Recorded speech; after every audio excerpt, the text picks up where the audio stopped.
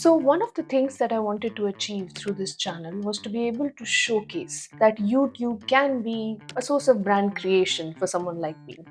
What do I mean by someone like me? Here's a video, a very, very bad one, one of the first ones, where I try to articulate this thought in terms of what my approach here is. And this goal needed targets. Now, if you're a returning viewer to this channel, you probably would have realized that I generally talk about how brands can use exercises of goal setting to set themselves up for a future wherein they can finally realize the vision that they have for themselves. And within the process of goal setting, the first thing that you have to focus on is creating milestones. So the first milestone that I gave myself was when I will reach 5K subscribers, I will take pause and essentially assess everything that I have put out till there, see if there is any tangible information that I can gather in terms of what I can do to improve this, and find other ways to get feedback. This video, by the way, is one of those ways. If you have anything to say about anything that you might have seen on my channel, I would love to hear from you and understand how I can do or what I can do to improve this. So to take this example further, how you can perhaps look at any brand on YouTube is that there are two aspects the way that I'm thinking about this right now. It applies largely to freelancers. And the first one is your personal brand. How do you show up as someone who is delivering good value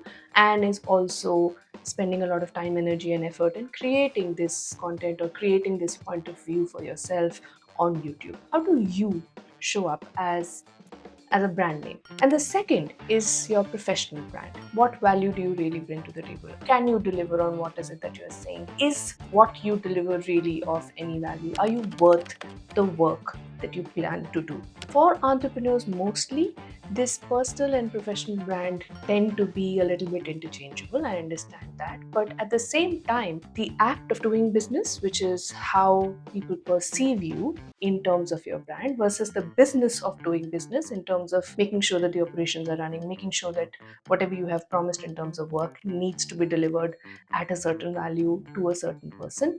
All of those things come together when it comes to entrepreneurs. So here are some things that I have learned till now as I settle into becoming truly a solopreneur who works only for herself. But I'm hoping that today you're going to follow along and also assess for yourself whether any of what I'm saying makes sense or not. But just to make it a fair fight, why don't you just take 30 seconds now, put on your thoughts, tell me in the comments what is it that makes sense, does not make sense, and how would you have reached yourself?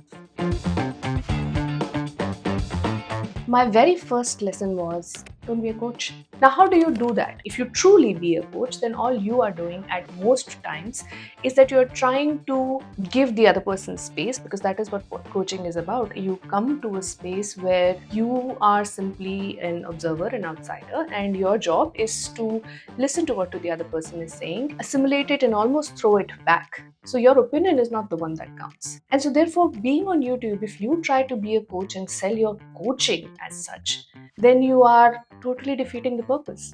Sell your values, sell your opinions, sell your viewpoint. Be a consultant, not a coach. Because when you become a consultant, you can showcase your knowledge, and then if it makes sense, people will come. The second one was actually a little bit of a bitter pill to swallow, because I thought this would be easy. Like, how difficult could it be? But aside from the very true and very, I'm hoping, very relatable fear of putting your face out on, unknown mobile screens for people to scrutinize whatever it is that you're saying and, belittle it or make it better or whatever, people to pass judgment on what you're saying, aside from that true terror, the fact of the matter is it takes effort and time and a lot of energy in terms of what is it that you really want to put out. Because I'm sure anybody who decides to do this is going to think about it and say, I want people to, appreciate what I'm saying. I want my opinion to kind of get value. So therefore, it is a lot of effort. And how I divided my effort was in three parts. The first one was to actually think of what I'm going to say, do the research in terms of figuring out how things can be connected. The second one was the actual shooting, which has been interestingly much more difficult than I thought, because it's easy to write your thoughts down and read it in one go on paper, but when you have to assimilate those thoughts and actually speak to a camera without having to look at the notes that you might have, it becomes probably 10 times more difficult. So yes, it is something that requires effort, and it is definitely something that proved to be more complex than it looked from the outside, which of course brought me to the very difficult task of committing to doing the work. I tried the usual tropes of trying to use AI to generate videos and just put that out. Failed, bombed, did not, it sank without a trace. And I also tried to figure out if I can get someone else to make the video. Can I do a faceless thing? Does writing make more sense? But the point was, this was the medium that I was wanting to experiment with. So unless I was willing to do the work, there was no way that I could move to any level of improvement on the kind of quality that I deliver whenever I decide to put myself out there. What are the tools that I use to make an optimal version with the knowledge and the understanding that I have today? It's a step forward. And what I realized was that I used the trifecta of using AI tools both in software and in doing the research.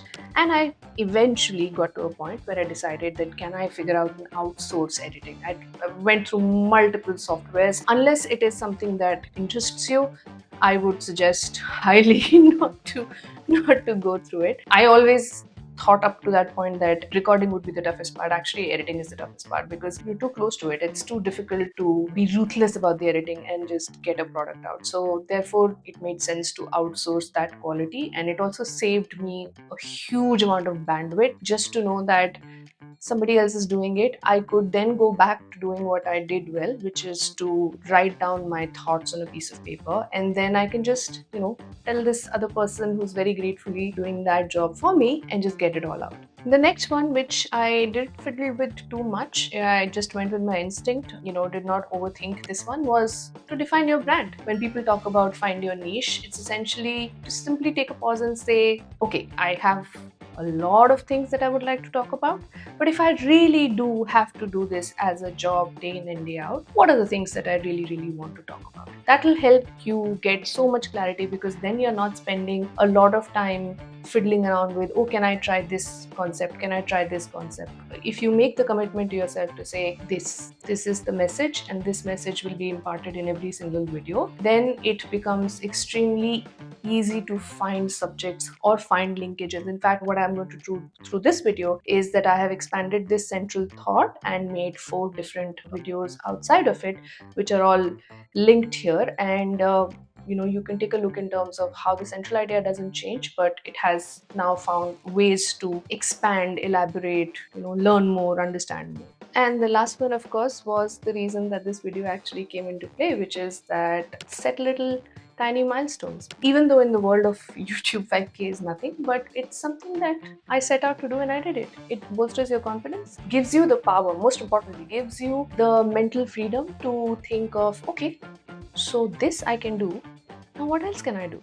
It just, helps you kind of open up and reach for more things, which is eventually the goal. If you are going to set yourself a goal that is audacious, that is big and seems unachievable, then you will have to give yourselves little treats along the way that help the journey around. So yeah, that was about it. Thank you so much for your time. I do hope that I get to hear more from you guys, and the comment section will be full with lots of tips and tricks to increase engagement. But thank you again for taking other time to go through this whole video if you did, and I will see you soon. Bye bye.